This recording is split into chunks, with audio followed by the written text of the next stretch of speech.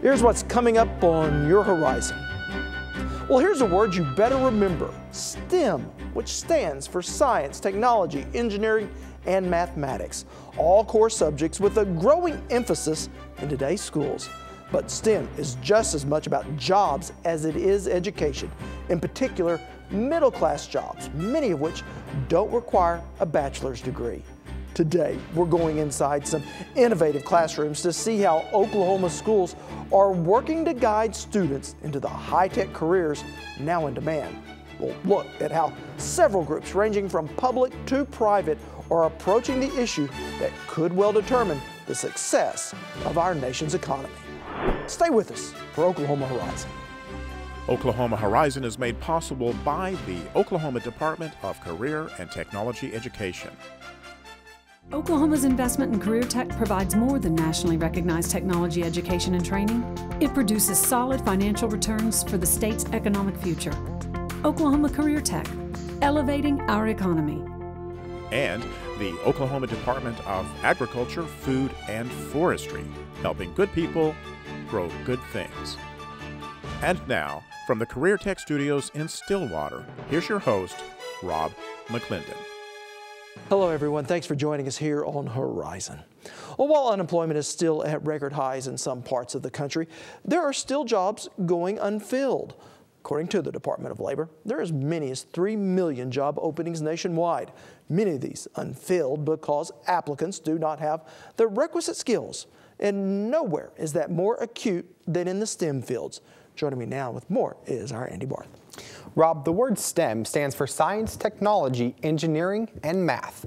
And it is the lack of skills in those subject areas that is the cause of many of our job vacancies today, and the prospect of considerably more in the next few years, which is what is behind a nationwide program called VivaTech. It seems like a typical day in the classroom. Students working at tables and furiously writing down notes. But for these 8th graders at Monroney Middle School, it's anything but typical, and all things engineering. Right now, our statistics show we rank 17th in the world in production of engineers. Ben Robinson is a retired brigadier general and says engineers are an invaluable resource to our world. If you look at what engineers do for us, well, it's engineers that developed our cell telephone capability, it's engineers that design new cars, it's engineers that develop space exploration capability, agricultural engineers show us better ways to produce food, design new farm equipment. It is engineers, biomedical engineers, that help us develop new drugs to fight cancer. It is biomedical engineers that develop artificial hearts and artificial arms and legs.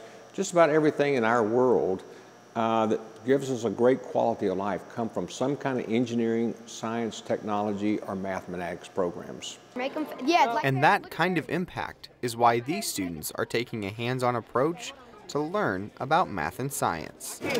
We just need more representation, more numbers in our STEM fields. All right, do you guys want more time?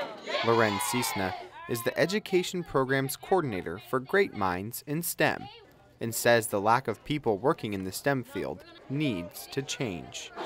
We really need to get more people into our STEM professions, into our careers. We know that the jobs are there, but the high school diploma doesn't suffice. The recession hit, but the jobs within the STEM industry is available to us, but however, we're starting to export our jobs over. Fewer jobs, in part because of fewer graduates. Per capita, the U.S. now trails countries like Estonia and Turkey in STEM graduates. In fact, the U.S. has fallen all the way to number 23. We're not the leading country in the world, so therefore we need to get our students. They're already interested in technology. You know, they love texting, they love being on their computers, they love, you know, being on Facebook and things along those lines. And so we're asking them, well, why not make that a career? It's a viable career choice. And for Monroney Middle School student Katrin Wilson, the concept and activities come as quite a surprise. I certainly didn't expect building anything. I thought we would watch some videos about what we were going to do when we get to college and stuff like that. For Wilson, a day like today is right up her alley. I've enjoyed building the little house we made. I enjoyed building the rockets. I really do enjoy it. I like to build things. And for classmate Briley Taylor, This is the perfect alternative to classwork. It was fun. I would pick this day over any school day, any day. But aside from the break of regular class, students worked together and tested their skills on projects suitable for the military. We built a facility for the Tinker Air Force Base. We used newspaper, tape, and teamwork. It was really easy because we had a good team to do. We had a good team to do and everything, and it was really fun. I had fun. And while it's fun and games for these students, Career Tech's Becky Foster says one of Oklahoma's leading industries is losing valuable workers. Oklahoma is a shortage of engineers, shortage of science specialists. So in Oklahoma, we are really going to have to grow our own to be competitive in the global economy. And the hands our engineering future rests in belong to these 8th graders. Today is a great example of how we can engage students at an earlier age. Part of the problem is some of the students don't even know the possibilities of STEM jobs, salaries. So it is exciting today because we are educating 8th graders. And so the younger we can start educating, the more important it is for them to stay long-term in STEM jobs. 1, 2. Launching themselves into a bright and promising future. Now, there are many more kids who would like to go into STEM careers than generally recognized, but they aren't properly prepared and mostly drop out. And I've read that despite all this emphasis on STEM education, we are still kind of falling further and further behind. Rob, it is a multifaceted problem, but the most common stumbling block for many students is mathematics. And experts say if students don't master Algebra 1 by their freshman year in high school, they will have bleak prospects when looking for a job. All right, thanks so much, Andy. Now, a little later in our show, we'll head to NASA's Johnson Space Center with some Oklahoma teachers trying to put the fun back in science. You're watching Oklahoma Horizon, featuring some of the good things that are happening in the great state of Oklahoma. Well, created by Congress in 1988, the National Space Grant Act helps promote STEM education all the way from elementary through college, which is why a group of Oklahoma teachers boarded a bus bright and early on a Thursday morning for a whirlwind trip to NASA's Johnson Space Center. And our Lisa Hines hopped aboard. That's right, Rob. It takes about a day to drive to the Johnson Space Center. It's just south of Houston. But once we arrived, it was 2 days of intense, hands-on training for a select group of Oklahoma educators. We're going to be here for 15 minutes, so you'll have plenty of time to take care of business. From the site where U.S. astronauts launched their careers, some Oklahoma teachers hope to reach new heights in their classes. Cappy Coleman says even teachers like her need to be educated every now and then.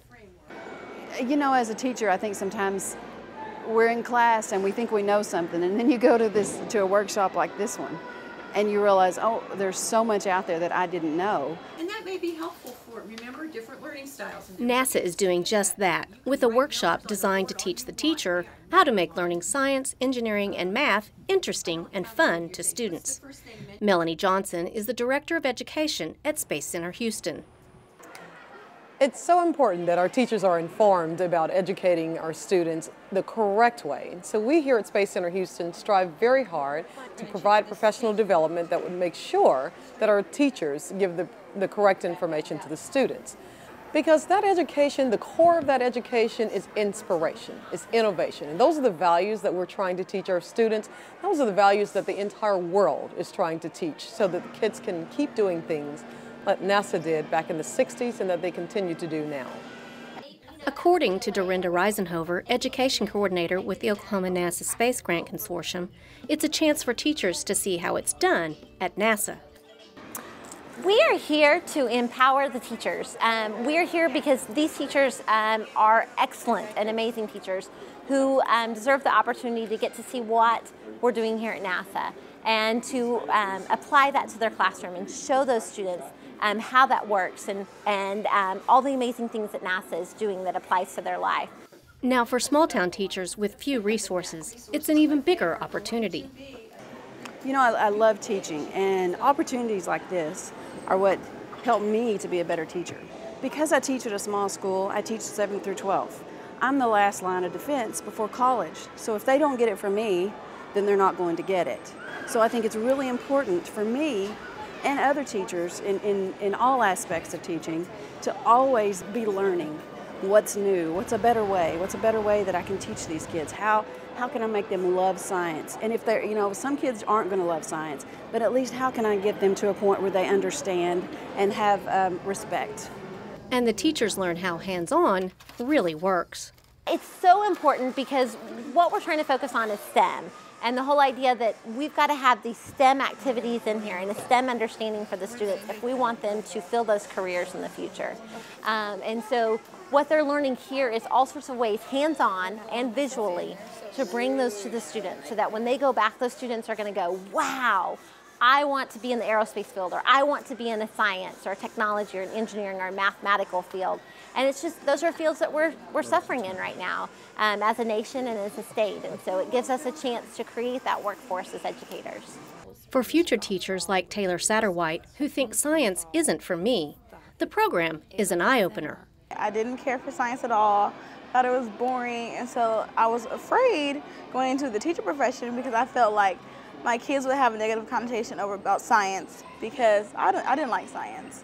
And so when I arrived at MTPE and I experienced all the different lesson plans and I talked to a lot of different people who were involved in aerospace, and I just thought it was so interesting, and there were so many different facets of space that I didn't know about, and I just really fell in love with it. And so yeah, I love it. Using the hands-on activities, Colleen Ridley says her students learn better. Most of the students that we have, if we are able to pull it in for them with some sort of an activity, they will retain the material much longer than if it was just, this is what it is, this is what you do. For Cappy, it's a whole new way of teaching. Before I would say I was more geared toward book work and sort of the, the rote memorization. And it always said, you need to get away from the book work. And whenever you teach 7th through 12th science, in some ways, I felt like I really had to rely on the books because, that's 6 different classes, so that's 6 different preps. But whenever you start doing it this way and you see those students, reaching levels that you weren't sure how to get them to before, where they're thinking through problems, like with engineering, you give them a set of materials, and then to watch them work through and figure that out for themselves, you're just like, this is why I teach. An opportunity that molds the future.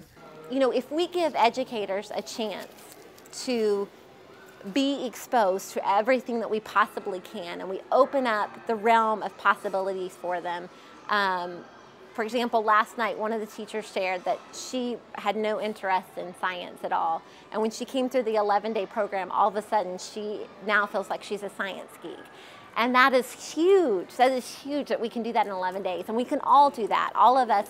And whether we be a corporation that's aerospace linked or whether we be a NASA government agency, we can all empower these teachers to show them, oh my gosh, you can do this. And if they can just do it long enough, if they fake it till they really can make it, and eventually they understand it and they can envelop that, and then we've got this Oklahoma workforce all of a sudden that we go, wow, we're top notch, and they're going to go out there and fill all those STEM fields, and we're going to see them all over NASA, and we're going to see them getting a person to Mars, and that's exciting to think that we've got generations of students right now in the schools in Oklahoma that can do that.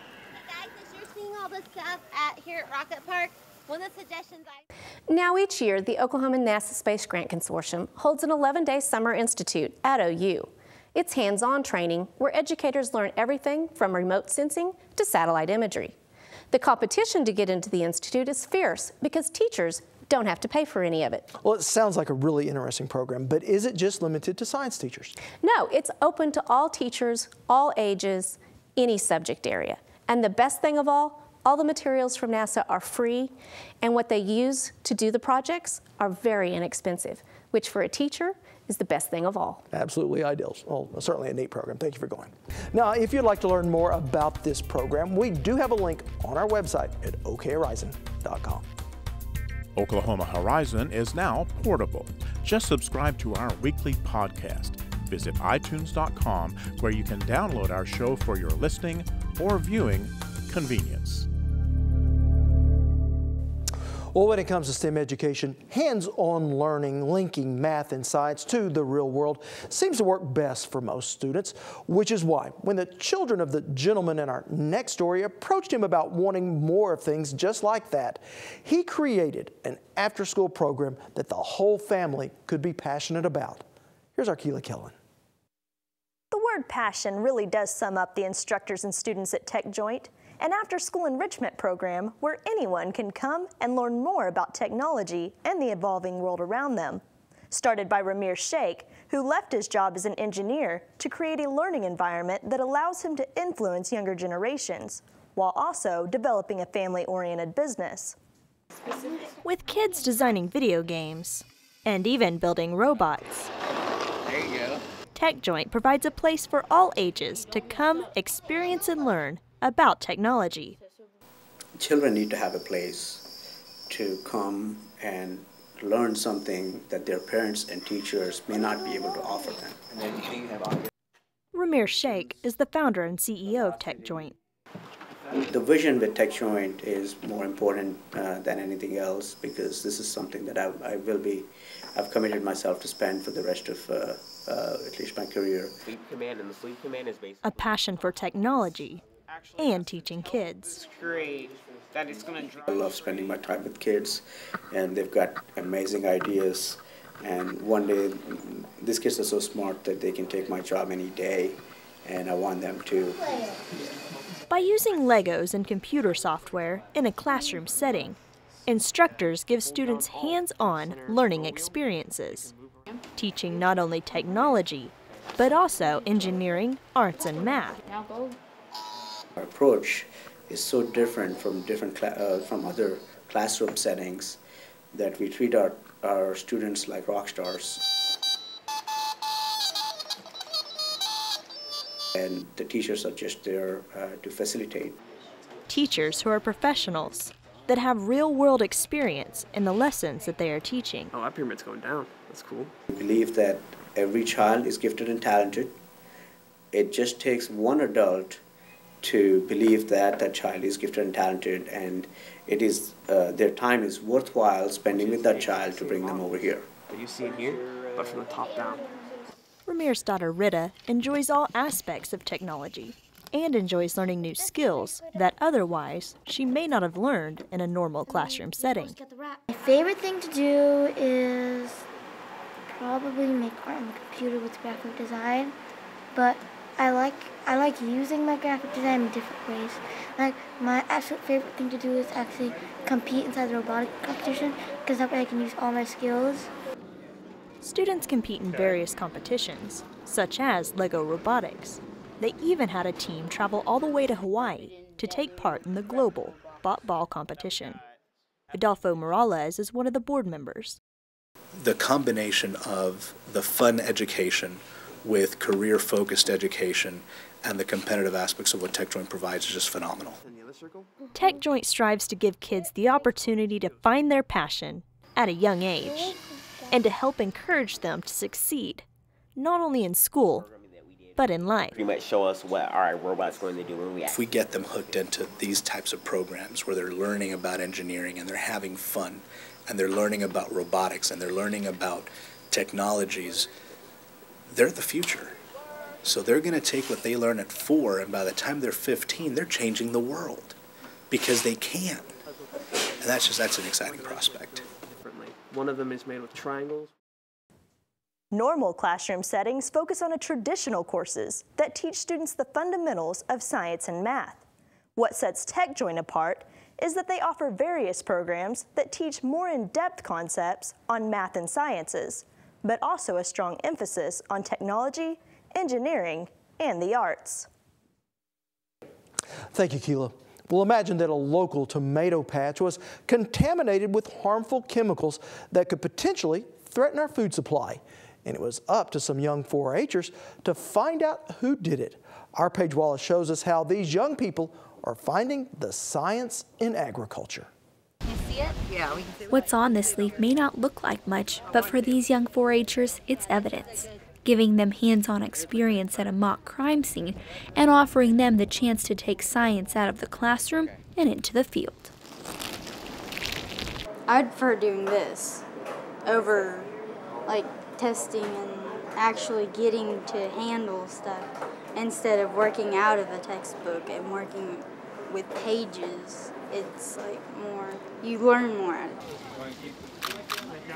Shady and Lily are investigating what could turn into a crime scene, a scenario where poisoned tomatoes could get into our food supply. Amateur sleuths taking on a serious subject. Well, I wanted to learn about basically about the diseases of plants and how we can prevent poisoning of plants so that our food supply isn't poisoned, so we can have a better farming economy. When you pick it up, you're probably going to want to look at it. For USDA research plant pathologist Bill Schneider, this is not only an opportunity to teach students about science, but to also encourage them to learn logic at an early age.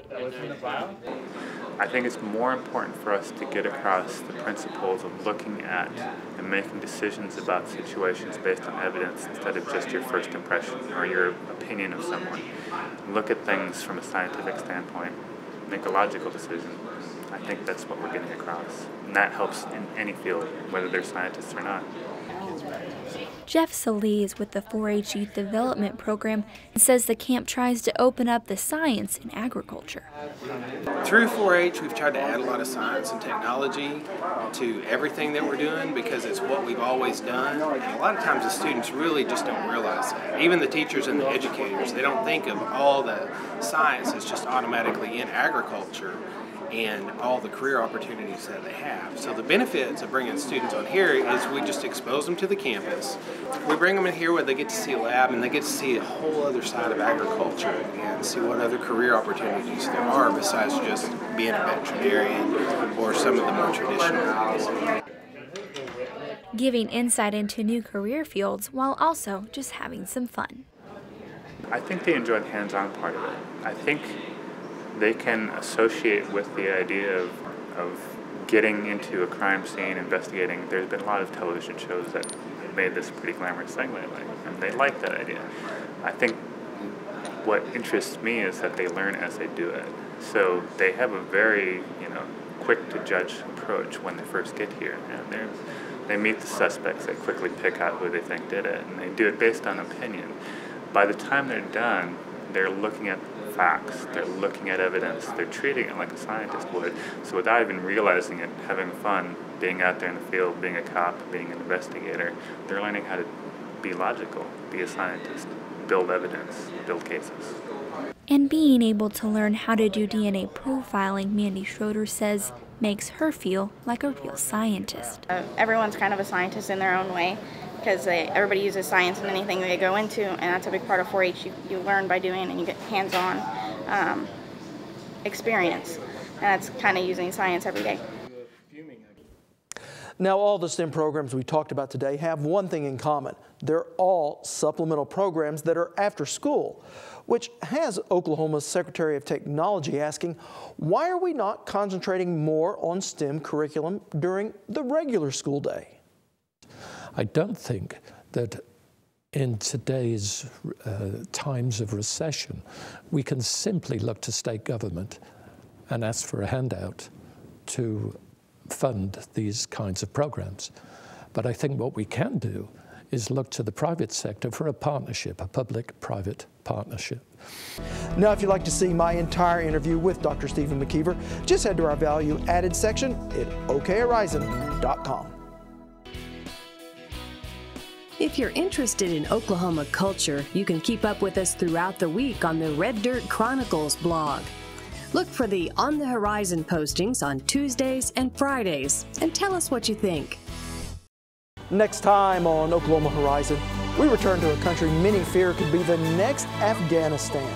We'll meet an Oklahoman working to save his homeland from radical extremism. You can see this small girl. She doesn't know what is religion, but they try to cultivate in her this culture because she has no choice. Bali, Africa, on Oklahoma Show for the Heartland, Oklahoma Horizon. Well, that's going to wrap us up for today, but you can see more of any of our stories on our new and improved website at okhorizon.com. You can watch us on the go with our weekly podcasts on iTunes. Follow us throughout the week on Twitter at OK Horizon TV, or just become a Horizon fan on Facebook. I'm Rob McClendon. Thanks for watching. See you back here next time. Horizon is made possible by the Oklahoma Department of Career and Technology Education and the Oklahoma Department of Agriculture, Food, and Forestry.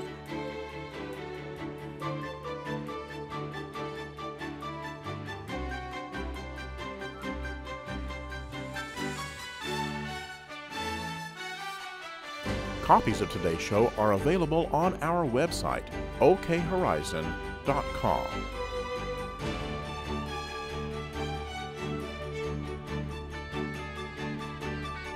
Thank you for watching Oklahoma Horizon.